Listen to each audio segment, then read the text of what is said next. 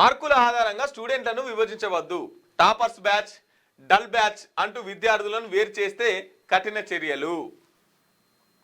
టార్గెట్ల పేరుతో పిల్లల్ని చులకన చేసిన, అందరి ముందు తిట్టిన క్రిమినల్ కేసులే. ప్రతి విద్యా సంస్థలోనూ సేఫ్టీ ఫ్యాన్లు, టెర్రస్ పైకి వెళ్లకుండా గేట్లు ఏర్పాట్లు తప్పనిసరి. రూల్స్ బ్రేక్ చేస్తే విద్యా సంస్థల గుర్తింపు రద్దు.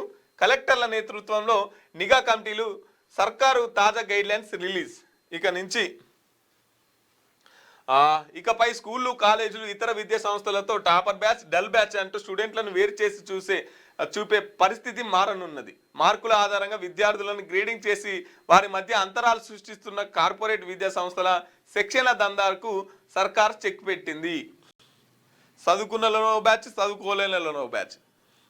వీళ్ళే టాపర్ బ్యాచ్, వీళ్ళేమో చదువురాని మొద్దులు అనే బ్యాచ్. ఇట్లా ఎవరైనా మాట్లాడితే వాళ్ళ మీద కఠిన చర్యలు.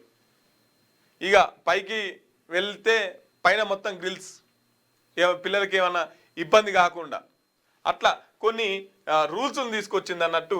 టెర్రస్ పైకి వెళ్ళకుండా, తర్వాత సేఫ్టీ ఫ్యాన్లు కూడా సేఫ్టీగా ఉన్నాయా లేవా, సేఫ్టీ ఫ్యాన్లను వాడుకోవాలి.